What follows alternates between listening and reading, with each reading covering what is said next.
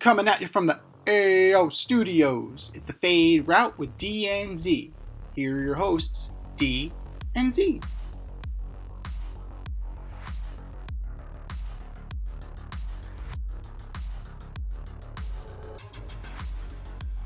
Powered by Riverside FM.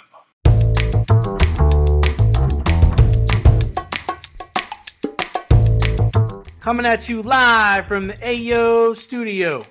Ayo? It's the Fade Route with D and Z. I am D, and we've got a great show for you tonight. Paul Skeens is starting the All-Star game despite my suggestions. Kawhi is off Team USA, I believe Z had that. Woo. And the Liberty and Angel Reese's streak. But we begin today's show with bad blood between the Yankees and the Orioles after Holmes beans Kierstad in the head on Friday night. So Z, who are you siding with on this? Well, you never want to see a guy hit in the head. It's one of those places where you generally don't want to hit somebody. Back in the day, you had your Pedro Martinez's, you had your headhunters, and they would send a message. Now, this was not an attempt to intimidate. This was not an attempt to get any sort of retribution for being shown up. The usual bullshit that comes along with headhunting and the wolf tickets that are usually baseball fights. The last true baseball fight where punches were actually thrown and it looked like a legitimate fight. In the back of, you got to reach way back to Yankees-Orioles, 1998. Armando Benitez drills Tino Martinez square in the back after giving up a home run. That's a bench clearing brawl, a bullpen clearing brawl. Darryl Strawberry gets sucker punched, somehow ending up in the Oriole dugout. That was a fucking fight. Like, those two teams hated each other. And it was even weirder when Armando Benitez became a Yankee. It's like, hey, guys, I guess I'm your teammate now. Please be nice to me. But Clay Holmes, I can't believe it was intentional. I can't believe that Clay Holmes is going up 97 at the bean of Heston Kierstad in the ninth inning. For what? Absolutely for what? Now, it's also raining. Clay Holmes doesn't have the best control in the world. So it stands to reason that it got away from him. Brandon Hyde absolutely escalated this beyond what it was. Yes, his player got hit in the head. Maybe some of the Yankees were talking or saying or chirping, and that rubbed him the wrong way. But for him to storm out and go past Austin Wells and then get in Austin Wells' face, and then you're supposed to be the fucking adult. You're the manager. You're the adult. You're the one who's supposed to have the cool head. That's your job. The players can be as feisty as they want to be. You're the one who needs to be the mature, calming voice here. And you just escalated it. You ratcheted it up for no reason. I get it. Dan Clark on X has the list. It's like 9 Orioles have been hit compared to the 4 Yankees. And I understand that. Having lived through the imbalance of Yankees-Red Sox, where the Yankees seem to get plunked all the time and the Red Sox never got moved off the plate, I completely understand where that's coming from. And your frustration's boiling over. Both of your teams stink right now. The Yankees are feeling a little bit better about themselves, having taken 2 out of 3 and losing in amazing fashion on the I don't even know what the hell Alex Verdugo was thinking on that fly ball. It's an easy fly ball. Catch the fucking ball. Why was he in that far? I was talking. We follow Jeff Fry, former Major League Baseball player, on X, and he was saying, why are you in that far? You're a single wins the game, so it doesn't matter if it's on the ground. You're not throwing him out. It's not a force play at the plate. It's not going to happen. So you got to make sure nothing goes over your head. And Alex Verdugo broke in, stumbled, fell flat on his stomach, and that's all she wrote. That was Sunday. That was the game that the Orioles won. and you can say it was a gift from the Yankees. But both teams are in the crapper right now. Strangely enough, they're the second and third best team in the American League, behind the Cleveland Guardians, I believe. But I believe that I'm siding with the Yankees on this one. I gotta think that Brandon Hyde overreacted. He was trying to spark his team, and ultimately it didn't really work either. Yeah, I mean, I think the Brandon Hyde thing is really just frustration. His team's playing like shit. We're heading into the dong days of summer. They really need a veteran on that team to help them out. But let's talk about Holmes for a second. He has control issues, right? Yes. The team is 6-16 in their last 22. Okay? No, they're not trying to hit him in the head and send a message. They're not trying to intimidate you, dude. He can't throw strikes.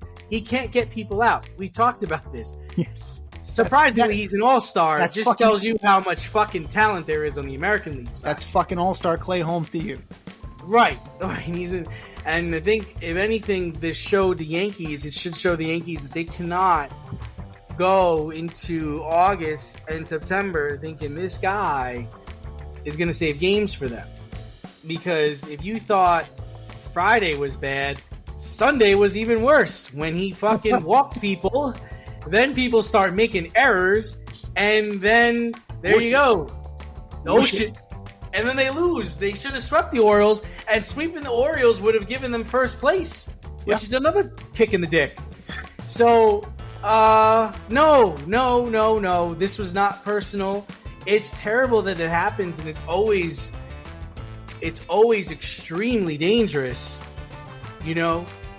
when someone gets hit in the head, and it's no joke, and you can get upset about it, but he didn't do it on purpose. He lost control.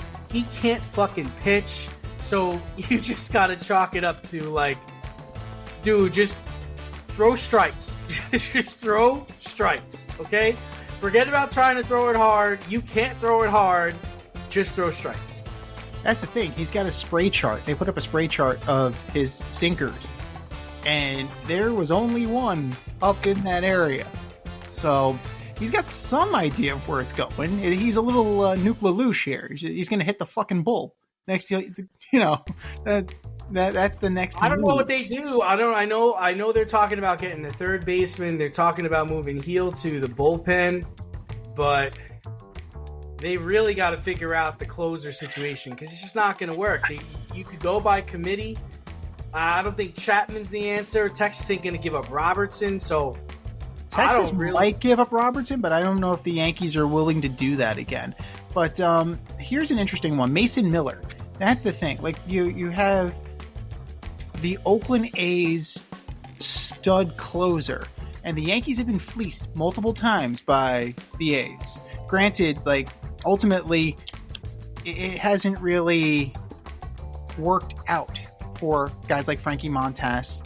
Hasn't worked out for Sonny Gray. And at the time, the prospect load that you're getting for these guys from going from the Yankees to the A's, it's a lot of prospects. And then the fleecing in terms of the number, but not fleecing in terms of quality. They have had trades that don't work out for anybody. The trades, both the Yankees and the A's, and the Sonny Gray trade and the Frankie Montas trade. Neither trade worked out. How you like Frankie Montas fucking put the ass in Montas down? He shut them down last time he pitched against them, though. That was pretty funny. I think he wanted to prove a point. That was great. Just like Sonny Gray when he came back with Minnesota, he was pitching well. Can we talk about Dave Robertson for a second? Yeah, let's talk about David Robertson. Guess what his career earnings are through 2024. Take a guess. He's paid for 8 teams. That's a big surprise. He's a good guy to use on the grid. That is Take a guess at what his career earnings are. $24 million. He has made almost $100 million. Get the fuck out of here. He's at $93 million for in what? his in his 14-year career. 14 That's years. Wild, man. Isn't that fucking wild? That's blew crazy. My mind today when I was looking that shit up. I forgot he was a Philly. I remember him going to the White Sox. I forgot he was a Cub. He was a Cub for a minute. He was Dude's been around. Yeah, Yeah, no, yeah. He's been around. He was a Marlin. Like he was at one point. He was a Marlin. He's closing in on $100 million. That's insane. That's crazy. Well, we know where that. I mean, Philly had to have overpaid him. That's the only team that. I mean, because he was on a buy low deal for the Mets, so he was only making a like chump change. Him $10 million 1 year, $6 million another year, $2 million another year. Yeah, it's about 20 mil. Gave him close to 20 mil. About 20 mil. Yeah. I mean, the Yankees. It would be smart of them to inquire as to what it would take to get him. You may have to, if you were the Yankees, and I don't know if you necessarily want to do this. White Sox gave the most. White Sox almost gave him $30 million. And then they traded him back to the Yankees with Todd Frazier. Sure did. Yeah, shit. They sure did. And Tommy Kahnle. Like, what the hell? What the hell? Oh my God! Good job, White Sox. He's got deferred money until he's 46, and he worked out this deal himself. He's self-reffed. Smart man. Bravo. He's a very smart man. Bravo. And he negotiated that High Sox for Hope thing. So, he's a very business savvy guy. I think his wife is pretty too. She's definitely in on the High Sox for Hope thing too. I believe she co-organized, or if not organized it all together. So he's a good guy, and underrated pitcher. I mean, maybe not so much financially, but on the field, I'd say he's underrated. I think the problem with him is like, dude, are you a closer? Are you not a closer? I mean, what are you? Are you a setup man? We know you can get people out, but I think that's what ultimately the problem was with him. Is like, when people didn't really trust him to close games. The funny thing is that when he was a Yankee, like he resembled Clay Holmes out there. Like he pulled that Houdini act every single day. You didn't know if he was going to be able to get out of it. Miraculously, he did. Clay Holmes is not that lucky. So, I mean, maybe a reunion with David Robertson would be good. But if I'm looking at the Yankees, I'm like, give me Holmes. Yeah. You mean Clay Holmes? Yeah, he's closing today. He's pitching it back, not Parkman. He wants the right. the vile thing.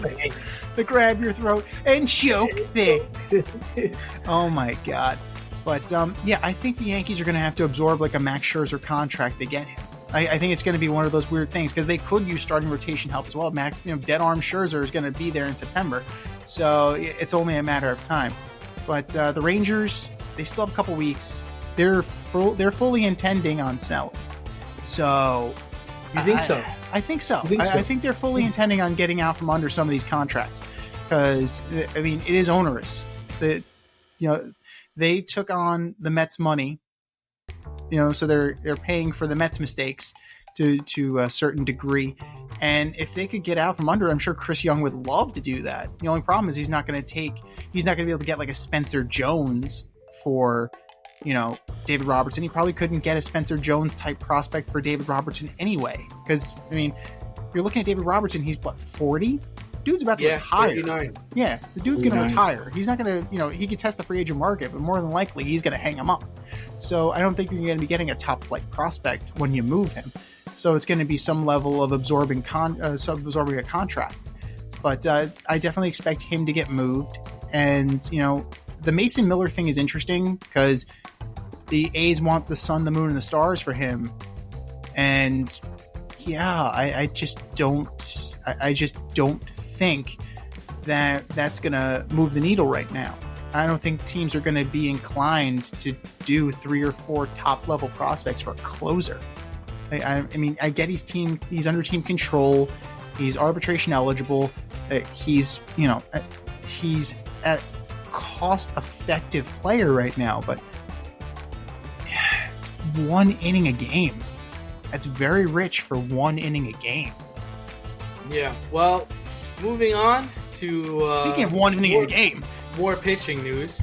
Paul Skeens will now be starting the All-Star game for the National League over Chris Sale, over Suarez, over a whole slew of guys who really have earned their way to be in the All-Star game this year. Is this too much too soon? Well, not really, considering the fact that Chris Sale, not pitching. Ranger Suarez, not pitching. Max Fried has come on. Wait, Suarez is out too? I knew Sale was out. Yeah, Suarez is out too. So Christopher Sanchez and Max Fried are replacing Chris Sale and Ranger Suarez.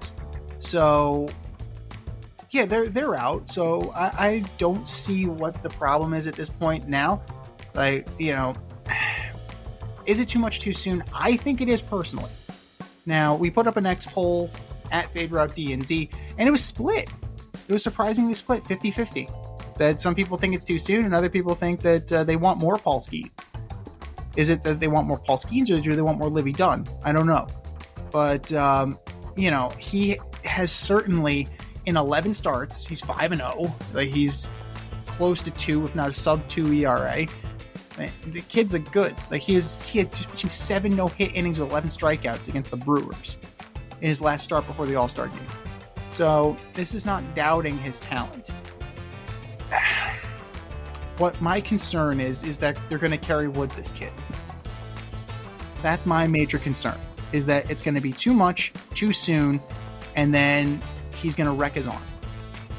Because, yeah, he allegedly throws a changeup. Like, everything is hard. Absolutely everything is hard. So that's my concern for him. But at this point, it is absolutely an exhibition, one that I'm not tuning in to see. He's going to probably pitch an inning, and there's your Paul Skeen show. Well, they're really excited to see him play or pitch against Judge. That's what they're looking for. That's what they're looking forward to seeing. For me, I feel better about it today than I did last week. If you're telling me Sale is out and you're telling me Ranger Suarez is out, then I'm okay with it. I definitely don't think he should be starting. I definitely don't think Max Fried should be starting over him. That's for sure. No, damn sure. It's just a shame that Sale is out. I don't know. I'm not saying it's bullshit. I'm just wondering, like, how much of it is these guys, just older guy who has arm trouble, who's like, you know what? I don't want to pitch in the All-Star game. I did it already. I don't really feel like, especially it's an exhibition, I don't give a fuck. Like, I don't give a fuck. And for Suarez, I really would like to see him. Like, I haven't gotten to see him pitch as much as I'd like to have, especially since he is in the NL East. But I would have liked to see him pitch. Polsky is going to have his time. He's going to have his day. I just know that people like Sale, people like Suarez have been working hard for it. I would argue that Ronaldo Lopez deserves it. He's the National League leader in ERA. I believe he's the Major League leader in ERA. So that guy's been kind of toiling in mediocrity. Why not give Ronaldo Lopez the nod? This may be the only All-Star game that Ronaldo Lopez ever goes to. Like, what about a guy like Tyler Glasnow? Like, Tyler Glasnow, I would say, is more than deserving. But, at the end of the day, we need to be mindful. And maybe this is just us. We're very, baseball is kind of life or death for us. That's how we were raised. This particular part of the season is all about entertainment. It is independent of the season. So if they want to make this a giant television show with the red carpet and all the hoopla, I'm surprised. One day there's going to be a seventh inning concert. Like, instead of Shakira at Copa America or, Miley Cyrus at the Super Bowl, potentially, like, okay, seventh inning stretch now. Here's Metallica. It's just going to be, it's going to be a full-on friggin' circus at some point. So I think it's time for us. I know you embrace it more than I do. You embrace the entertainment side of baseball more than I do. I don't know. I think it's fun to see Skeens up against Judge. I do think it's fun to see some of the guys you don't normally see play against each other. I do think these players care a little bit more than others. It doesn't take a lot to compete at a high level in a baseball game. I don't think the guy playing third base or the guy playing second base, I don't think they're worried about getting hurt in this game. So it allows them to go all out, play hard, do their best. Especially, like, they don't want to get embarrassed. They don't want to strike out against Skeens. They don't want to strike out against Fried. Like, they want to show, like, their conference, or they want to show their fans that they are the best. Where I think in other sports and other All-Star games, guys hold back. We know the NBA is a joke. Yeah. The NHL's turned into a 3-on-3 tournament. I think hockey, for the most part, they respect the game. but I do agree that they probably don't go as hard as they should. But they do stuff that they do stuff in the NHL All-Star game that they would do on a breakaway in a regular season game. What you see in the NBA, absolutely not. Like the 360 dunks and like passing off the backboard and stuff like that, you don't see that in a game. I mean, baseball, like you kind of have to play straight up, right? Like there's really no gimmick to it. Right. So that's why I do enjoy it. And I also enjoy the home run derby. I don't like all the rules and all the different formatting we're doing this year, Rob. But I do appreciate watching the long ball, watching guys hit it far. I do enjoy that part. And I do like the NHL skills competition. That's a lot of fun. I'm not a big fan of the NBA and anything they do All-Star Weekend. I think it's all just trash. I would actually be inclined. And I put this up on X yesterday because we follow Greatest Show on Dirt, and this guy is fantastic. If you're listening, we'd love to have you on. But he was talking about how Major League Baseball needs to incorporate a skills competition. Could you imagine having the best catchers in the league to try and see who had the fastest pop time on a runner trying to steal second base? Like something like that. Or who had the strongest arm? Who, kind of like NFL quarterback club. Who can hit a target from right field to like third base or to home plate? Something like that. Like I think that, or in the futures game they were doing a bunt derby. It was like darts but with bunting. Like that's kind of cool. The arm thing is tough, Z, because somebody can really get hurt playing around like that. You could tear your ACL. You could tear your ACL doing that. You could tear your rotator cuff doing something like that. They're not going to ever go to a skills competition like that. Maybe you could do something where people like field grounders and try to hit buckets and stuff like that, but not throwing from the outfield. That's too much of a stretch. You could really get hurt. Maybe it might be fun instead of a home run derby, you try to hit targets with try to hit the ball the other way. That'd be fun. Or see how many targets a person could hit. That could be cool. But Rob's almost gone, so who cares? So what do you think about Jose Canseco's idea? Like he's floating it around on social media about a Legends home run derby. What would you think about something like that? That'd be fun. I think he started talking about that last year, right? Yeah. Everybody except A-Rod's invited. Because Jose, like love it. Great follow on X. But that would be crazy. That would be really cool to see if guys like Canseco and Griffey and Barry Bonds, McGuire, Sosa, like if they could still jack it out of the park. Like you don't need to.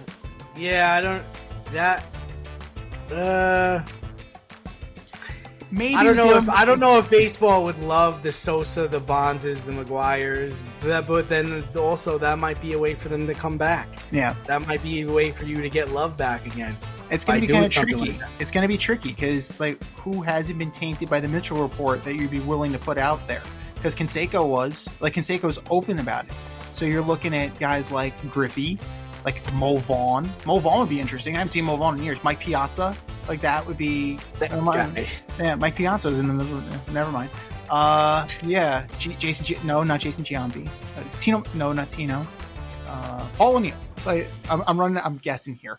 I'm running out of guys. Ichiro. There we go. Just have Griffey versus Ichiro, and that's it. When owning a home, it's important to have heating and cooling professional available when things go wrong. Air Care Technicians is a veteran-owned HVAC company servicing the Westchester area. They are licensed to service, repair, maintenance, and replace all HVAC units. If your unit is not running properly or you would like to improve the air quality in your home, contact Air Care Technicians for a free quote. They offer same-day and emergency services for all of your needs. You can reach them at 914-315-1547. Air Care Technicians, 914-315-1547. We're moving on to the USA, the Olympics, Team USA basketball. Your boy, Kawhi Leonard's off the USA roster. KD is already banged up. And you kind of called this, Z. You said you didn't see Kawhi lasting very long. I think you also said KD wouldn't last that long. You said Embiid wouldn't last that long. So what do you make of these injuries that have happened so far? This is the price you pay. This is the price you absolutely pay for having guys with checkered injury histories on your roster. Now, I know that Derek White has replaced Kawhi, and I know that you were pretty critical about that, but yeah, it changes the rotations. You know, it definitely, like, it'll move Jason Tatum up one. I think it'll move him up one spot, and it'll actually get him more playing time. So that's great, you know, Mr. Elite himself. So that's the thing. That's the risk you run. Yeah, I am They're critical winning. of that. Yeah. I am critical of that. I can't believe it. How is it that Tatum and White make the USA team, but the guy who was the Eastern Conference Finals MVP and the Finals MVP doesn't even get a phone call? What is that about? You saw that, though. He gave the little eye emoji on X. He's like, really? That's very interesting. Jalen Brown. I don't know. I'm with him on that. I'm with him on that. You know, and they had an opportunity to put on another point guard, and they chose not to do it.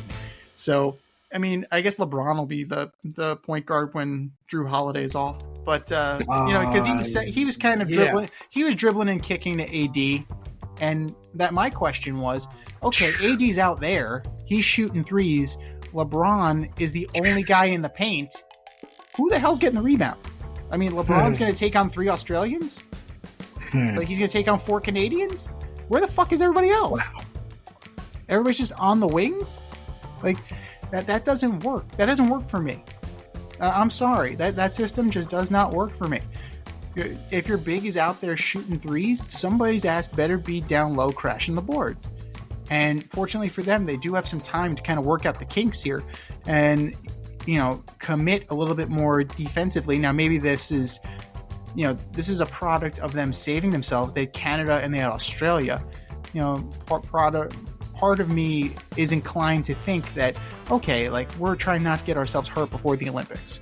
So we're going to play, like, super soft, and we're just going to rely on our naturally given talent to take us through. I mean, they almost lost to the U.S. select team, for Christ's sake. They almost lost to a bunch of college kids. Well, they played well today, though. Yeah, it's fine, but they almost lost to a bunch of college kids. Like, you can't do that. I don't care if Cooper Flag is Jesus Christ. You can't lose to a bunch of college kids. You can't let them play close. The U.S. women's national soccer team played a high school soccer team, and they got blowed the fuck out. You can't have that. You just can't have that. It's a bad look. Now, against, you know, comparable competition, they're winning. Narrowly, but they're winning. It just proves to me that Steve Kerr has some shit to work on here, and I don't want to say I told you so to Grant Hill, but yeah, I mean, I don't know what the angle is. You know, we also don't know. They might be working on certain things. They're trying to still figure out what the best roster is. So I wouldn't put too much into that. But the Kawhi thing, you know, I get it. Like, I get it, like, from the Clippers standpoint. It's like, and I get it from Grant Hill's standpoint. It's like, there's not going to be any load management in this run, dude. Like, you can't be taking days off. You can't be, you know, going at 80%. And you also need to be able to play again come September. So you've got to reevaluate, like, what's the most important thing. And I totally could see, like, a Joel Embiid and even a Kevin Durant just not being able to finish because of how demanding this is. And that's why I just think there needed to be more of a thought process in putting this team together, you know. And I'm also to blame for this because I said KD should be on the team, I said Embiid should be on the team, and I also said they should start. But at the same time, I think there just has to be an acknowledgement of how old they are, what their commitments are to their home team, their home club come October. And maybe there's a way for you to monitor how many minutes they're playing, or maybe there's a way to ensure that they're not getting overworked. But I mean, dude, if Kevin Durant's missing practices today, he's going to be missing practices in 10 days. So my thing is this. Lawrence Frank came out and issued a statement today regarding the replacement of Kawhi Leonard. And he said, no, it was USAB's call, and I was quite frankly disappointed with the decision. Kawhi wanted to play. We wanted him to play. I was there the first 2 practices. He looked very good. Was a full participant in everything that he did. I wasn't there for the 3rd practice, where ultimately that was the point where they decided to go in a different direction. Well, I heard it was Grant Hill's decision. I also heard that the Clippers were the ones who wanted to pull him out. So which story's true? I'm not surprised. So which story's true? I believe the Clipper thing, because if you're the Clippers, you're like, wait a minute, motherfucker, you're giving them 110% right now? I'll cut your ass right now. You haven't played in 3 months, motherfucker, and we just lost Paul George. Get your ass back here. I will sue you for theft of services. Get your ass back to LA, because you're the guy next year, and we ain't getting anybody to fucking help you. So you better be ready to play 50 fucking games. I don't want to hear your knee is sore, you can't play. Nah, man. Go home and rest that shit. Ice up down, motherfucker. So, yeah, like, which report are we supposed to believe? Like, whoa, wait, what do you mean? Where's he playing? He hasn't played here in 3 months. He's going to go play there right now? Get him on the phone. He looks Get great. out of there. He looks great. That's what I also heard. I heard he looked fantastic in USA practices. That's the best. Yo, if you don't want to play for the Clippers, just tell them, and they'll try and trade you. Like, that's the thing. If you don't want to play for them, it's okay. Paul George said, I don't want to play for them, and he's gone. He's in Philly. So, you can definitely facilitate a trade if that's what you're looking for, if that's what you want to do. Or if you want to just be like Kyrie from a couple of years ago and just not play basketball. Like, that's, that's your prerogative too. But you got to be upfront with this plan here, Kawhi. But, I'm getting these conflicted mixed messages, and I'm like, what is true? What are we being told here? You have the Lakers side, the Clippers side, Team USA basketball side, and the truth. And I'm not sure who to believe, but I'm assuming that it's a little from column A and a little from column B. But the bottom line is this: Kawhi is gone. They didn't give him a grace period, and frankly, a guy with that bad of a knee doesn't deserve a grace period, because you got to win now. Like, you have to be healthy and ready to go now. I just don't want to hear. I don't want to hear it. Like, I don't want to hear about you being sore. I don't want to hear about needing to rest up. It's just like, I don't want to hear it. You either play or you don't play, man. It's fine. We got other players. It's all good. We're all busy these days and wear a lot of hats, myself included. I'm a teacher, a podcast host, and a chef instructor. But there's one thing we all have in common. We all have to get dinner on the table. And if you need a little inspiration in the kitchen, check out As You Eat It, only on YouTube, hosted by me, Chef Z. I invite you into my home and show you methods designed to empower and inspire you in the kitchen. Cook how you want to cook, eat how you want to eat. Eat as you eat it. That's A-Z, you eat it, only on YouTube. Check it out, and let's get cooking. We had some big soccer yesterday, and we had some big soccer this past week. The Uruguay players brawled with the Colombian fans in the stands after their Copa America semifinal loss. And then yesterday, after Argentina won the World Cup, they pretty much destroyed Hard Rock Stadium on their way out. So, is the U.S. prepared to deal with this World Cup 2026 in America? So these are 2 isolated instances. Everywhere else that Copa America was played, there was not an incident. The first match in Atlanta, CONMEBOL was resistant to heed the advice of the stadium staff. And then second match, they adhered to the protocols that were put in place by the stadium staff. So it's one of those things that you need to be prepared. You need to be properly prepared for what's coming. And last night, it was very clear that CONMEBOL, not Hard Rock Stadium, CONMEBOL, who was putting the security in place, they were not prepared for this at all. Now, Hard Rock has hosted Super Bowls, it's hosted national championship games, it's hosted concerts. I believe it's hosted, big time events. So, yeah, they know how to contain a crowd. They absolutely know how to do that.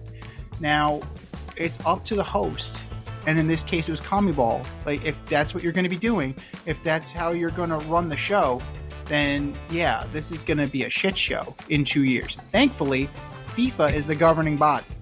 So FIFA is the one who's going to be in control. And, you know, we had Gil on, and he talked about what they put in place in Qatar.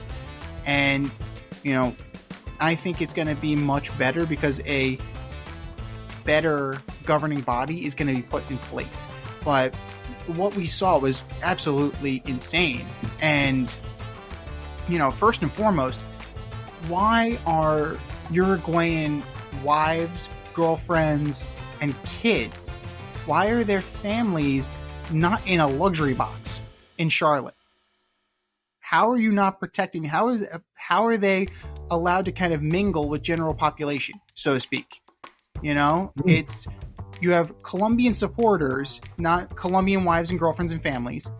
You know, you just had regular old Joe Schmo Colombia fan in with the Uruguayan family section. That doesn't make any sense to me. And then last night, Argentina couldn't even get their families in because the place got bum rushed. Like, this is an absolute disgrace, and it falls firmly on CONMEBOL. They were the host. They take full responsibility, or at least they should. They're trying to blame Hard Rock. But no, like, that was a royal fuck up. And I think that FIFA is going to tighten the reins big time in 2026. Yeah, I hope so. I think they also have to understand that you're getting a different type of fan at these games, right? You're getting people that are much more, have a lot more national pride, and the losses sting a lot more. Especially Sure. when it comes to a rival, or when it comes to that you don't get this opportunity every year, right? It's every 2 years or every 4 years. So I think the thing that needs to be understood here is that you've got to have the right parameters in place.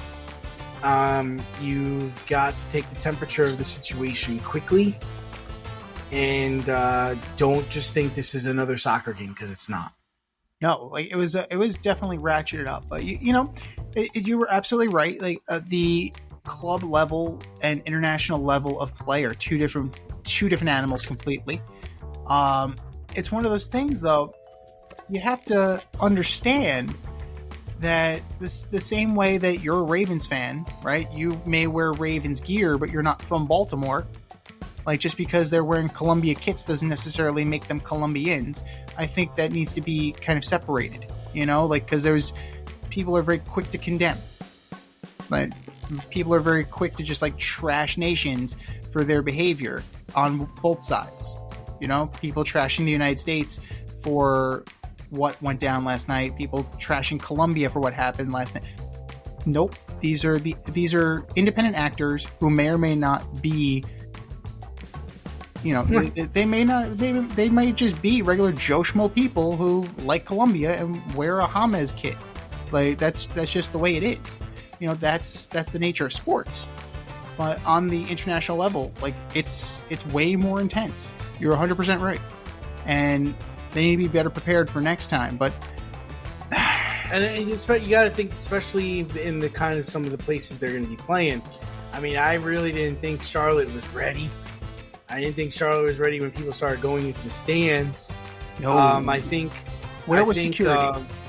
Right, and I'll give more credit to the Meadowlands, or rather say, MetLife Stadium, because I think they will be ready once they have to host the World Cup final, because they've done WrestleManias, they've done a Super Bowl, Yeah. they've held, important playoff games there, they've done soccer there. Yeah. So I think they'll be a little bit more equipped. I think this is something for Atlanta to look at and just say, okay, because they have a beautiful stadium, beautiful venue. If I go to the World Cup, that's where I want to go. That's where I want to go watch a game, because Solid. It's a beautiful stadium. I don't really care about being at the final. I don't need to be at the final in the swamps in Jersey. We can't afford it anyway, man. And that's okay. I don't want to go. I'm not interested. But I'd love to go to Atlanta. I'd love to go watch down there. And I think this was a good test. And I think you move forward from here and just understand there's a lot of national pride on the line here. It's not just a loss. And the loss was a bad one. It was a bad one because it came all the way down to the end. You know, it wasn't like anybody was prepared or getting ready. I mean, came all the way down to the wire, you know? Yeah, I mean, the game is existing independent. The two matches are existing independent of the actions of the fans. And if anything, and this is going to sound weird, in a good way, this is the one positive I can take out of this is that, you know, if you're really thinking about it and you're thinking about it from a logistical standpoint and a security standpoint, now you know where your weaknesses are. Now you know, like, what could possibly happen. So you need to put together a security perimeter. You need to make sure that people aren't going through the fucking air ducts. They was crazy. They brought in friggin'. They hopped over a wall with a fucking ladder. Where'd you get a ladder, bro? Like, come on. Love it. And, you know, I saw on X last night that people, you know, they should have stopped playing the music. They should have stopped selling alcohol until shit was, you know, it was taken care of. But, you know, people were able to smuggle in full bottles of tequila. So it's like, that's great. It's like, dude, I'm like, you didn't scan for tickets. You didn't pass anybody through a metal detector. No wands. Like, they were able to get bottles of tequila in. Like, from a logistics and security standpoint, like, they now know the level of, you know, urgency that they need to treat this with. You probably need to have your security perimeter a couple miles away. You know, like, you need to give a lot of room. And you need to make sure that everything is shored up because, you know, Hard Rock got torn to shit last night. That the escalator was busted. Like, I think they got it finally into the suites last night. I think they broke the glass windows that encased the suites. So, you know, it's something that hopefully FIFA and, you know, the U.S. Soccer Federation are looking at, because that's a definite weak point. That's a definite weak point for sure. But let's talk about the match. Let's actually talk about the soccer, because it was a good game. That's the thing. It's all getting marred and it's all getting washed away by all the crazy shit that happened. Were good games. Yeah, both like, games were good. I mean, Euros were great. The Euros were very good. Unfortunately, like, you know, England, it's not coming home again. But, you know, at this point, they're probably used to that. But, you know, that was an even showing. And then into extras and Lautaro Martinez putting it away, you know, for Argentina. He's been the guy the entire tournament. He led the tournament in goals. So if anybody was going to step up while Messi was nursing his blowed up ankle, that was nasty. That was an absolute nasty injury. And, you know, right now, Inter Miami is probably like, what the fuck, man? You had one job, come back healthy. And in the championship match, your ankle blows up to the size of a softball. Like, that's a rough one. That's a rough one for the domestic club. But internationally, like, I'm sure he's flying on cloud 9. They all are right now in Argentina. But, yeah, it's one of those things that the incident definitely marred the football. But the football will once again become front and center. And then it doesn't stop, man. Next month is the women's Euros, and then you have the Olympics, and then you're going to have, you know, it just keeps on going. Premier League starts up again in August, and the cycle just keeps on going. And that's kind of the nature of soccer. You can't help but just smile when you see a balloon. PopstarsBalloons.com offers spectacular balloon decor for all of life's events, specializing in custom balloon creations and installations for private events, corporate and school functions, photo shoots, brand events, and fundraisers. Led by certified balloon artists, the Popstars Balloon team shape balloons into custom works of art. Popstar Balloons provides full concept balloon design, build and installation services, as well as pre-assembled decor pieces available for pickup or delivery. Popstar Balloons is a woman-owned small family business focused on providing professional balloon services using only high-quality, 100% biodegradable natural latex balloons made in the US and Italy. They consistently prioritize the safest use and handling of balloons in a sustainable and responsible manner. Popstars Balloons is located in Westchester County, New York, but likes to party at events throughout New York City, Connecticut, Long Island, and New Jersey. Popstars Balloons can also accommodate balloon decor services for destination events. No event too big, no event too small, and their custom personalization service is the perfect touch. They also offer a full line of event decor options like backdrop, prop rentals, tablescapes, dessert table setups, custom signs, and they always deliver with a smile. Whether you're looking for gift balloons, classic decor, or large-scale design for a big impact, Popstars Balloons will create the perfect decor for your theme, vibe, and space. So if you have an idea in mind or need inspiration, Popstars Balloons decor will be the cutting edge and spectacular. Visit popstarballoons.com to pop your next event.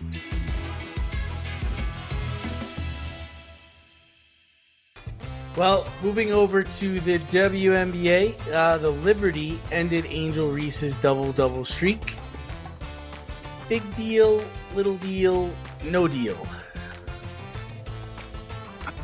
I'm going to go little deal, just a little. Mm-hmm.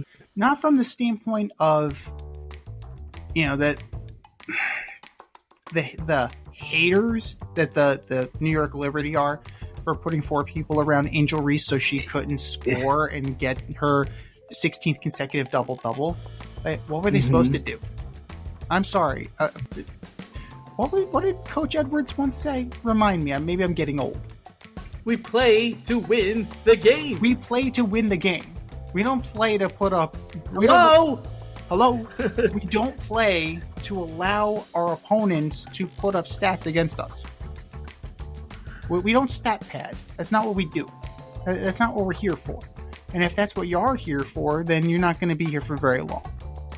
So it's a little deal from the standpoint that people are conflating this idea of the New York Liberty playing defense on somebody who was losing at the time, right? Who was trying to actively get their team back into the game. That's somehow hating on Angel Reese. No, that's not hating on Angel Reese. That's playing defense and trying to win the game. Now, kudos to Angel Reese. 15 consecutive double-doubles is impressive. It's a record. With that has come accusations of stat padding. So, there's something to be said for that. We are old enough to remember when Ricky Davis shot at his own basket so he can get a rebound and get a triple-double. We're old enough to remember that. And it was Bush League then, and it would be Bush League now. Now, Angel Reese did not do that. Angel Reese was missing layups and getting rebounds. That's okay. I don't believe for a second that she was intentionally missing those layups to get the rebounds to pad her stats so she can get the double-doubles. That's ludicrous. That's absolutely friggin' ludicrous. So it's a little deal from the standpoint of the absolute crucible that she exists under, that it's a little deal from the standpoint of the nonsense that we as sports fans, the nonsense that we are spewing nowadays. And it's a little deal from the standpoint that, the fact that we have to dignify such things with a response. Because back in the day, we would have just kept on moving. She started another double-double streak. She has the opportunity. She can do it again. That's okay. It would be like if, Joe DiMaggio was walked 4 times and that's how his 56-game hitting streak was ended. Would you have called the Baltimore Orioles a hater for ending the streak that way? Would it be Bush League? Sure. But Yeah, you would call it Bush League. But would you say that, they're hating on Joe DiMaggio? No, that's just gamesmanship. And quadruple teaming Angel Reese was gamesmanship. Sorry. I don't think they had an option. She's turned out to be a really good pro. And Caitlin Clark has come on lately too. I don't have a problem with what the Liberty did. They were trying to stop her, you know. I wouldn't equate it to the way you put it as like, you know, if they decided to walk Joe DiMaggio. I would say it as if they put 10 extra players on the field to try to get the ball when Joe DiMaggio hit it. You know, that's more accurate. So no, I don't think it's a big deal at all. I think it's a little deal. I think it's showing the mark she's leaving on the game. You got a plan for her. She's a problem.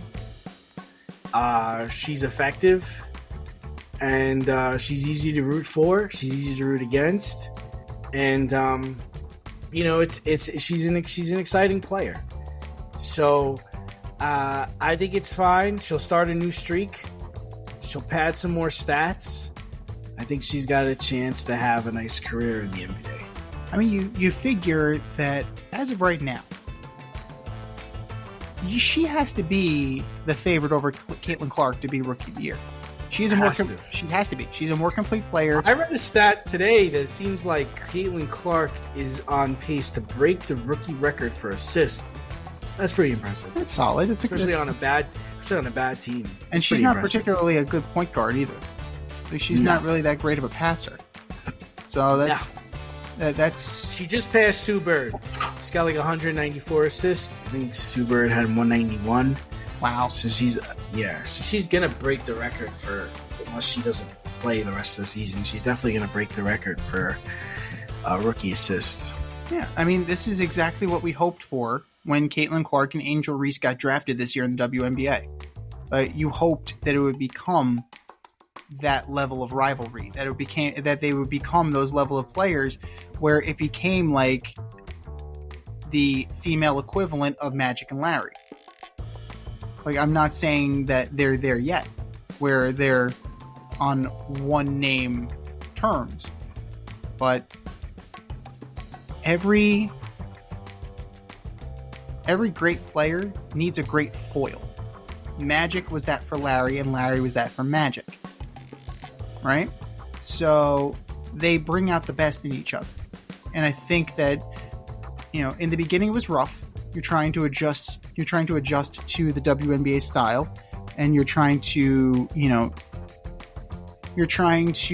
acclimate yourself out of college where it's not, you know, everything was about you. You were the star of the team, and now you're with grown-ass women, and now you're the rookie.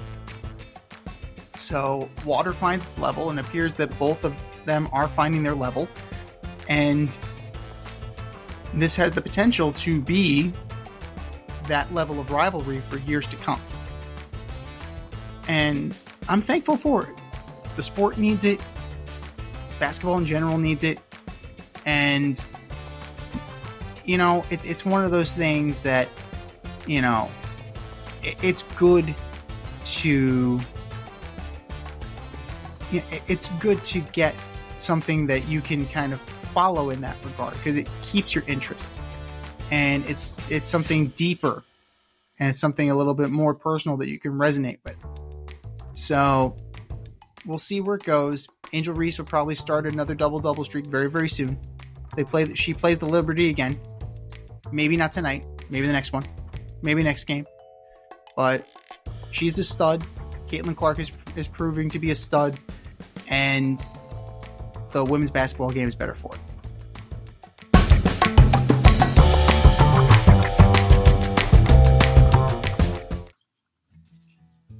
For all you grill masters, green thumbers, DIY aficionados, and home repair heroes in the Richmond, Virginia area, if you're looking for personal service quality products and a convenient shopping experience, then look no farther than Thacker Ace Hardware in Colonial Heights. Owner Don Rackley and his team of local experts have everything you need to tackle every project around the house. I'm talking Benjamin Moore paint, Milwaukee and Craftsman power tools, plumbing, electric, hardware, the works. For you green thumbers, their nursery department is top notch, and I wouldn't be me if I didn't mention the grills. They have Weber, Blackstone, Big Green Egg, Traeger, I want one of everything. Give them a call today at 804-766-4223 and see how they can assist you. Or swing by 27 Dunlop Village in Colonial Heights. That's Thacker Ace Hardware, 804-766-4223, or swing by 27 Dunlop Village in Colonial Heights. Thacker Ace is the place with the helpful hardware folks.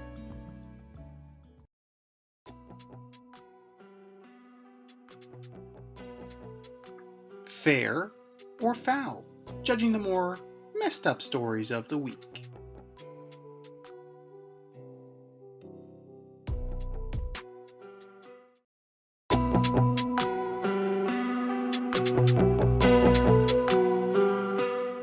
All right, boys and girls, we have a statement, and it's either fair or foul.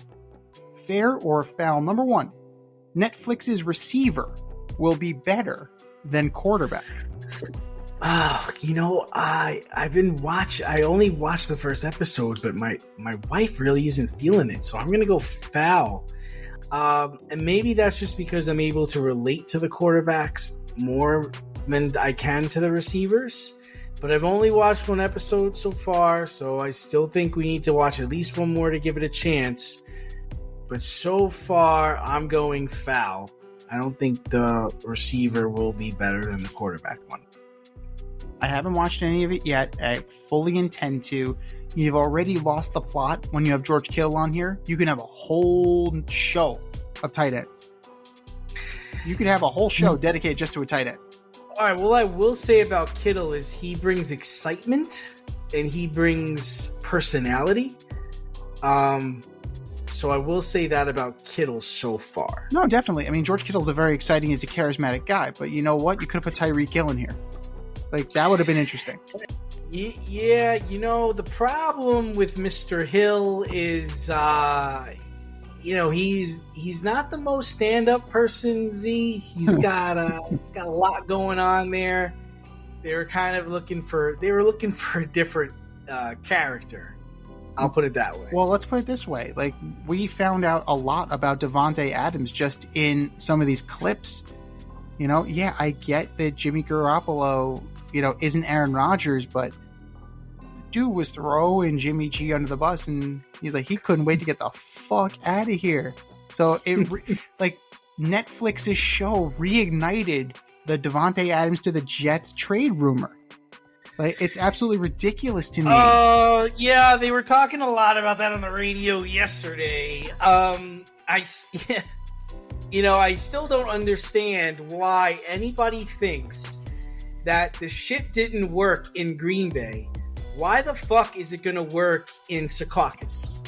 Like, I don't understand what makes you think that it didn't work in Green Bay, but it's going to work here. Like, let it go. And Aaron even said it after I guess he was on some golf tour, or he was on his little vacation, and he said something, well, I can't wait to play with Davante Adams again. It's like, dude, why would you say that? Because he's a troll. Aaron Rodgers is a fucking troll. Something like that. And you got Garrett Wilson, and Garrett Wilson, if I'm him, I'm like, man, right. The guy better not come here, man. Like, you revamping this whole team for this guy. Like, come on, man. Because then it really, really comes down to, dude, are you playing every game? You have to play every game. Right. And Davante is great. I'm not saying Davante's not great. All I'm trying to say is it didn't work in Green Bay. Why is it going to work here? What does the Meadowlands have, or what does MetLife Stadium have other than worse turf than Green Bay? Like, come on. Like, let it go. It didn't happen. It's not going to happen. It's ridiculous. Like, Davante Adams showed he's a bad teammate. Like, yeah, he overthrew you. Boo freaking who. You be there for your quarterback when you need him. Like, that's the whole point of it. You were there for Rodgers. Try being there for Jimmy G instead of getting frustrated and saying, get me the fuck out of here. Slamming your helmet. Like, that's not what good teammates do.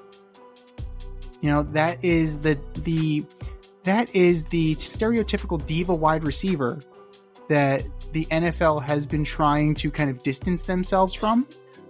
So I think that Mr. Adams kind of showed who he is a little bit. And you know what? Tyreek Hill on the Dolphins, just at the stadium, I think that would have been pretty damn entertaining. I think that would have been something here. You got Amon-Ra St. Brown. He's young. He's interesting. Debo. His is interesting. It's interesting to see, his mother's German.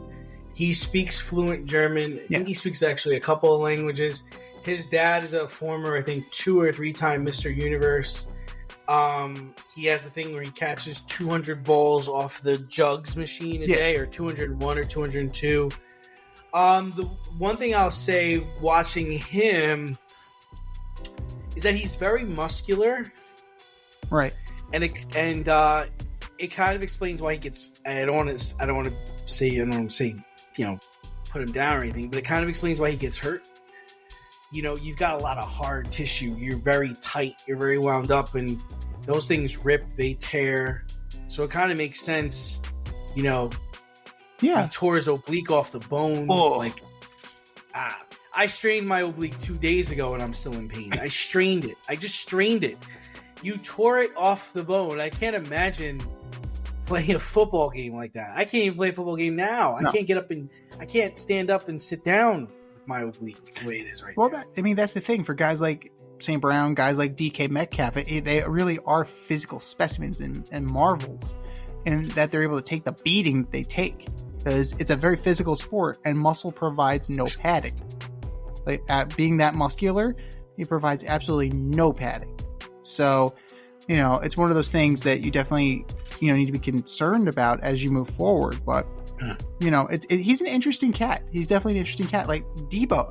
Debo is very interesting, actually, because of what's going on kind of on the periphery in San Francisco, right? You got the Ayuk thing. You got Debo. You got, where does Debo fit into the Shanahan offense? He doesn't want to be a running back. You're not going to play him out of the backfield. The contract. There's a lot of stuff there. Debo's a season unto himself. And then you have Justin Jefferson. Justin Jefferson really doesn't do anything for me. He just doesn't do anything for me. I'm sorry. Personality-wise, he does the gritty. Whoop-de-fucking-do. I teach middle schoolers. They do the gritty, too. So I'm trying to figure out, what I'm going to grasp onto him for. What am I going to do? I don't know. I got to say it's foul right now because I haven't seen it. Hopefully it sucks me in. But right now, foul. Completely. Yeah, foul. Me too. I hope it gets better, but quarterback, I don't know. I just was able to relate to them more, having to learn the playbook, having to call plays, having to be a family man, taking all those hits, the audibles, learning the playbook, learning the calls, learning all the different positions on the field and what everybody's supposed to be doing, being a leader, being the voice in the huddle. There's just more for me to relate to than the guy who's going to catch the ball. Completely. And it's a dependent position at the end of the day. So I completely agree. Now, they still have time. They still have time to grab us. But right now, not so much. Fair or foul number 2, professional wrestling should be an Olympic sport. Yeah, so this comes on the heels of Chris Jericho going on a podcast saying that he's lobbying for it to be an Olympic sport, and I kind of got to get on the page. I'm going to say fair. I thought he brought up good points in talking about it being almost like a dance, like a routine, where, it's kind of, pre-orchestrated, but you're going to put on the best show. So the question is how long is this show? Is it 8 minutes to 12 minutes? And you see the best moves, you see the best image, and it gets a rating. I think it should be rated on a scale of 10. And I think I like it. I like the idea. Just figure skating, just the floor routines. It's literally something different every time. You can come up with a million different matches, and I think people should be able to represent their country. And you can have a choreographer and 2 wrestlers, and then we talked about in the production meeting. Then what's the ending going to be? Is it a submission? Is it a pinfall? Is it a count out? Is it disqualification? Is it the referee's out? And you can really make fun. I think it make for good entertainment. Angle. Angle. Angle.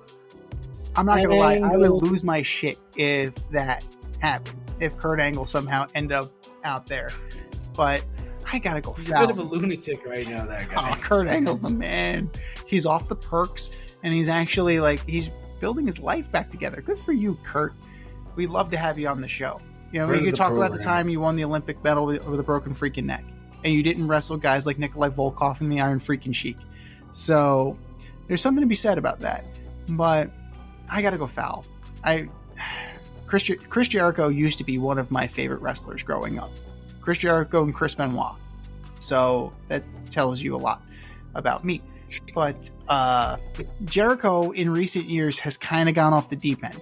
Like, he really had, in terms of what he considers good, what he considers quality, I'm not with him on that. And, you know, like I said in the production meeting to you, there's too many variables. Who's booking it? Like, who's booking it? Like, that's the thing.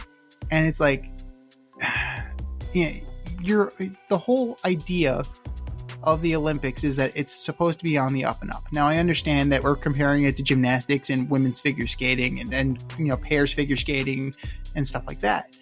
But, you know, at the end of the day, like, those are legitimate sports. Like, this is paid choreography. It is, you know, simulated combat. Now, if you were going to tell me mixed martial arts, if you were going to tell me like the true, like, Octagon, UFC, we're going to get an Olympic team together, we're going to get a Team USA versus, you know, the world. Like, okay, now you got me, because, you know, mixed martial arts is legitimate competition. They're trying to beat the shit out of each other. They're trying to, you know, it is real. It is as real can get. So that's where I kind of draw the line. You know, that would be amazing if we could see, like, and we do on a routine basis. We see the best of the best compete in the octagon for that medal, but now they would be doing it under the flag. So that would be kind of cool. And there's too many variables with professional wrestling. Like you said, like, it's, you know, oh, it's going to be a pinfall, it's going to be submission, it's going to be a time limit draw, it's going to be, you know, somebody's going to run into the Olympics with a steel chair and DDT somebody on that steel chair. You know, it's going to be, you know, it'll be a farce. It'll be an absolute farce. Pete Alonso does not advance. Why am I not surprised? You know, and to be frank, it's better for it. Now we can rest. Save it for when we actually need you to hit home runs. But, you know, it's a little bit of that performance, but it takes two people in a simulated combat. It's not the same thing as when you're trying to. It's not the same thing as when you're trying to dance, you know, unless what you're doing is, you know, and maybe you're just doing an American and an American, right? Your wrestling match is an American versus an American, and that's Team America. And then Japan versus Japan, that's Team Japan, and then so on and so forth. Maybe if you were going to do it in that regard, but you couldn't. I don't think you could mix countries. I don't think you can have an American take on a Canadian. No. Yeah. No. It would be like the American team, the Canadian team, the Russian team. Like, it would be, and you're just trying to get the highest score, like just like in figure skating, just trying to get the highest score. I don't know. I still, because then the professional wrestling aspect of it, right, is that I expect a Canadian to come in there with a steel chair and knock out both Americans. Like, fuck you.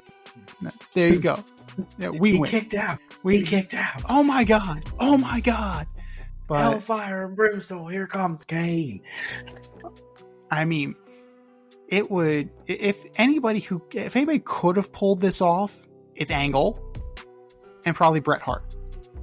Like, those are the two guys who could have Are you talking about just people that are still alive, or are you talking about like? No, but I mean legit, like from our era of professional wrestling. I'm not talking about like Hack and Schmidt. I'm not talking about Mr. Perfect could have done it. He was definitely athletic enough. Eddie Guerrero definitely could have done it. But in terms of Chris Benoit could have really done it. In terms of Chris Jericho could have put on a good show too, man. Well, it depends on what you're talking about. Like Angle and Benoit and Bret Hart, they made it look as real and as snug as possible. Like you put them. I'm talking about putting on a good show. Putting on a good show. Like, well, what constitutes a good show is the question, because it's relative. It really is relative, because different countries and different styles of wrestling, right? Do you prefer the do you prefer the high flying like lucha libre style? Are you going to go Japanese strong style where they just beat the shit out of each other? Do you want to? Do you want to see? Crazy. Yeah, like Japanese are crazy. Their careers are short. That's up to a judge, right? It's up to a judge. What did you enjoy watching? Yeah. What was more entertaining to you? So everybody has their different styles. Has their different finishes. That's the other thing. Yeah. You could be graded on all those things. You could be graded on finishes. You could be graded on technique. You could grade on 100 in the overall match. There could be different categories that you're graded in. It's a far cry from Rulon Gardner. It's a far cry from Gable Steveson or Alexander Carolyn or any of these guys. Like it's wild. Like it wouldn't be Ricky the Dragon Steamboat. Oh my god! Good show. Oh my! I would have loved to see Dusty Rhodes and Hulk Hogan. There you go. The two Hacksaw Jim Duggan. Somebody like very pro America. Whoa, ho! What's up with this guy? Why does he keep saying "oh"? That's all he's got. He's just pointing around. What's with the 2x4? That's right, tough guy. Fair or foul number 3, Jalen. How about wait before you go? No. What? How about the first Olympic match would be Doink the Clown versus Razor Ramon? Oh my god! People will be like, "What the fuck am I watching right now? What is this? He from? Where is he from? Where's this guy from? Is he from Miami? Is he from Puerto Rico? What's with the accent and the toothpick? And why is this guy dressed like a clown? And why does he look so scary? I don't understand what's happening right now. Clown. What is happening here? What is going on? Throw his toothpick at him? That's disgusting. Did that clown just pull his arm off? Is he beating the man with his own arm? What's going on here? Man, 1993 was wild. Like just the 1993 gimmicks. Put them in the Olympics for pro wrestling. Let's just do that. Maybe Hakushi. Yeah, Hakushi will represent for Japan. There we go. It's a great idea. Hakushi. Maybe they can get Taka Michinoku. There we go. We're on to something here. Now we're starting to get it. Now, and if Vince Russo's booking, it's going to be insane. Fair or foul number 3, Jalen Brunson taking less on his contract extension. I mean, it's okay. He's taking a page out of Brady's book. He's hoping like management can, put a good team around him. So I would say it's fair. It's very nice of him. Especially in today's NBA. I guess he understands it. Like, a lot of people are out there for themselves, and he realizes it's gonna take more than just him to win a championship. I mean, it's definitely fair. But one guy I'm sure who is questioning the timing of this is Isaiah Hartenstein. It's like, bro, if you took less money last time, I would have gotten paid, and I could have stayed. I'm just saying. But no, it's completely fair. It's strategic. No, I don't. But see, I don't think they could have. I don't think they could have paid him. Like, I don't think they couldn't. Like, they wouldn't have been able to give him what he's getting. No, there's no way. He had to go, and it's good for him. He's going to do very well. Financially, it's great for him. It's great. It's fantastic for him. Financially, it's great for Everything him. is much better. Taxes are much better there. Everything's he did well for himself. He did everything he needed to do here to get the contract he got. Onward and upward, my friend. The same thing for the Knicks, too, because they have a much better team now. So it's one of those things that I wouldn't say they're much better. They are much better. They have a good 3-and-D core, and that's what you need in the league. So they need one more big, and I think they'll be better. but having this financial flexibility helps them get that big. Mhm. Like, that's where this makes it really fair, and it's smart. Because look at the contracts that were signed in the offseason, right? Mhm. Look at Paul George taking a shit ton of money. That guy. Cade Cunningham taking up 30% of the god-awful Detroit Pistons payroll. Why? Him and Tobias Harris going to kill Tobias it next Harris? year. Yeah. Oh, Tobias Harris. Yeah. Sure. Okay. The Detroit Pistons are a lost cause. I'm sorry. Like, how many more times are we going to have to deal with that? And they're going to run it back again, and they'll fire another coach, and they'll fire another GM, and just like, they're spinning their wheels. Pistons are spinning their wheels, no pun intended. But this gives them this gives the Knicks the flexibility to go out and get the big they need to get in order to contend. So I think that it's absolutely fair. The hometown discount and the idea of playing with the Cats and putting this core together, it plays really well. So I think that they are well positioned, and Jalen Brunson has done the smart thing to make sure that their window stays open longer. So eventually these deals come and they come to crash down on organizations. Either they have to turn around and deal the player, or they're just stuck in hell and just wait for the contract to kind of expire so that they can move on. Now, Jalen Brunson recognizes that this team is on the precipice of something big, and he is making sure that they can do it. And kudos to Leon Rose for putting a fair number for him that he agreed to. Now, what I disagree with is people on social media saying how he fumbled the bag. He values winning more than money. So I think there's something to be said about that. Like, Tom Brady had a supermodel bringing in money, right? So, Tom Brady was the secondary breadwinner in his home. Let's be real here. Tom Brady was like, we're going to go out to eat Monday. We're going out to eat money. Like that's what we're doing here. That's Tom Brady's couch cushion money in his household. So he valued winning more than that financial security. Jalen Brunson is also like that. And that's important. And that's going to keep the window open wider. It's going to keep the window open longer. And that's going to lead to the eventual championship coming home to Madison Square Garden. You can mark that down. It's coming at some point in the very near future. And these moves that Leon Rose and Jalen Brunson are signing off on, they're the catalysts for it.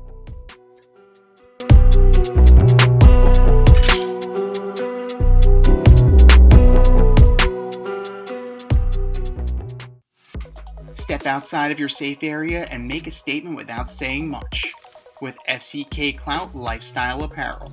Embrace the colorful chaos and stay emotionally regulated in their graphic tees, hoodies, snapbacks, accessories, and more. Go to fckclout.com today and check out current season and past season merchandise for men and women. Get it while you can. That's fckclout.com. Check them out today. fckclout.com.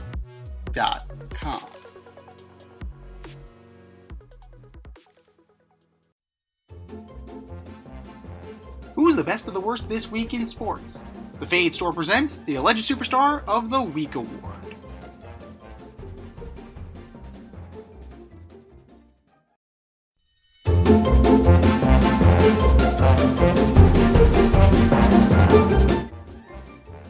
All right, boys and girls, you know what time it is. It's time for the Alleged Superstar of the Week. You know how it goes. We put up a poll on our X account at FadeRouteDNZ and our Instagram poll at FadeRoute Podcast, and you vote. And you vote, and you vote, and you vote. And the winner of said vote gets a shout out on this here show and takes home the coveted ass trophy. And do you know who took home the coveted ass trophy last week, D? I don't. Brazil. Narrowly beating out Trent Grisham and Aaron Boone. Lots of Brazil haters out there. Interesting. To be the man, you got to beat the man. And sometimes when you're the man, Like, people enjoy when you go down. But that was last week. This is this week. Who are your nominees for Alleged Superstar of the Week, D? Oh, here we go. This is going to become a recurring dream or a recurring theme here. First up, I've got Bronny James. Oh, shit. In an interview after a 99-80 loss to the Rockets in Summer League, you said you would welcome any assignment in your first season in the NBA. I'm just looking forward to any basketball I can play, no matter what level I'm playing it. What? You had that chance, asshole. You should have stayed in college, dingus. That was basketball. In the NBA, you will be called Mr. DNP. That's going to be your nickname, Mr. DNP. And the G League is not competitive. College basketball is better than the G League. Ask Mark Cuban. Your line in the game where the Lakers lost by 19 was 8 points, 3 for 14, 0 for 8 from 3 with 3 turnovers. Yikes.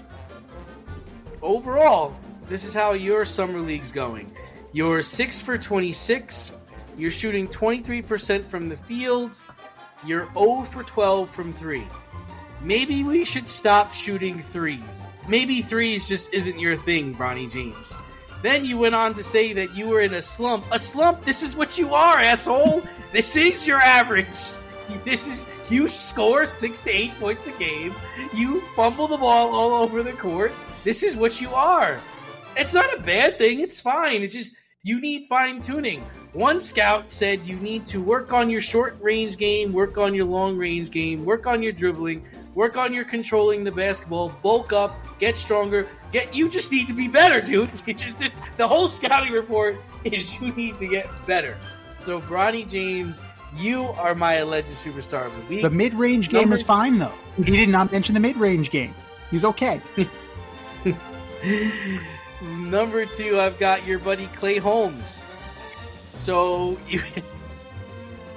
you hit a guy on Friday, which incited a riot, which both benches cleared in the Orioles Yankees game. Then on Sunday, you started walking people and you gave up runs to help the Yankees lose in the 9th inning.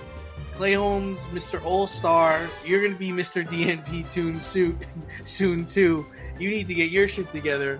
Clay Holmes, you are my alleged superstar of the week. And I'm going to go with Jokic as my Joker. The Jokic? What's his name? Novak Djokovic. Djokovic. That's my alleged superstar at number 3. You lost in straight sets to Alcaraz, the 19-year-old. Sounds like your time is done as being probably the best tennis player of our time. So Novak Djokovic, you are my alleged superstar of the week. What do you got, Z?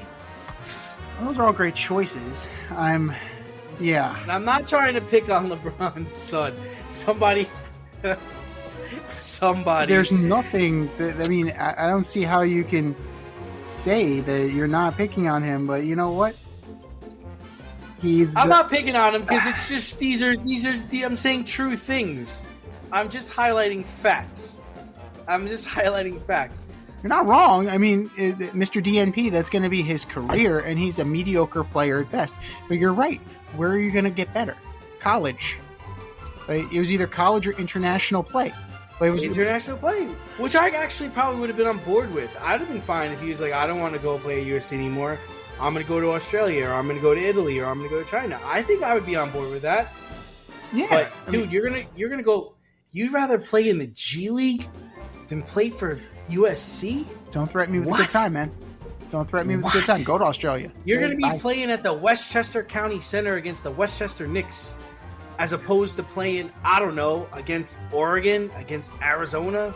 Like, what? And averaging 6 points, 3 rebounds, 2 assists, and getting laughed off the court. Absolutely. Now, as far as Clay Holmes... Just gets in control before he kills somebody. That's all you need to know about Clay Holmes. So he is clearly pitching his way out of the closer role, and he's fucking up royally. But hey, he's an all-star. He's an all-star. So I'm going to start with CONMEBOL. What a shit show this past week has been. Multiple security issues. Hard Rock Stadium is destroyed. You have the Argentinian families unable to get into the stadium. You have the Uruguayan families surrounded by Colombian fans. Mass hysteria. Dogs and cats living together. Mass hysteria. So, you got to do better. You have, FIFA has the World Cup in 2 years. They're going to show you how it's done. But you need to figure out Copa America. You got to figure out how to be better. So, CONMEBOL, you are my alleged superstar of the week. Number 2, Greg Berhalter. Yeah. So, lost in Copa America. Got sacked, and rightfully so. And Greg Berhalter has not done a good job, especially after he got fired the first time after losing in Qatar, and then subsequently rehired because they couldn't find anybody else to take the job. So, yeah, there's that. And the announcement that he got fired was actually liked by players that were on the team. That's pretty Joe funny. Scally and Gio Reyna were notable likes. Now, Gio Reyna, I understand, he's in the center of all this, but Joe Scally, what the fuck are you doing, man? You just pretty much guarantee that you're not going to be on the Olympic roster or the World Cup roster. Fuck. So, yeah, Greg Berhalter, you're at the center of this. You are my alleged superstar of the week. And last but not least, Wander Franco. That's bad.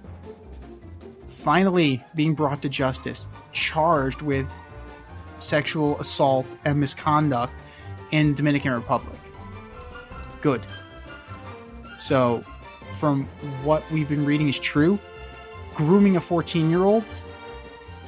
No, that's some sick shit right there. And the justice is coming, and you're going to get what you deserve, sir. So, Wander Franco, you are my alleged superstar of the week. And an honorable mention to end on a note of levity. Jonnu Smith. So Jonnu Smith is in Miami now, and he is taken to hating all things Buffalo. He hates the Buffalo Bills, he hates their coach, he hates Bills Mafia, and he hates Buffalo Wings. What? Why? He's taking unnecessary shots at Buffalo Wings, saying that they're overrated and that they're not good in Buffalo. But why? I don't know. So, but there's no reason for the anchor bar to be catching strays at this point. It makes absolutely no sense. So say what you will about the Bills. Say what you will about Bills Mafia, Josh Allen, Sean McDermott. But leave the Wings out of this. What did the Wings do to you? The Wings didn't do anything to you, Jonnu. Now you're just trying to be a dick. Jonnu Smith, you are my alleged superstar of the week. I think we said our piece. Go to our X account at FadeRouteDNZ or go to our Instagram poll at FadeRoute Podcast and vote. And vote, and vote, and vote. And for our nominees. You're better than that. Just do better. Just do better. This has been the Fade Route with D&Z. Thanks for tuning in tonight. Catch our podcast on Wednesday nights on Spotify, iTunes, iHeartRadio, or wherever you listen to your podcast. So until next time, stay fade, everyone. Time for us to run the go route. We'll talk to you next week.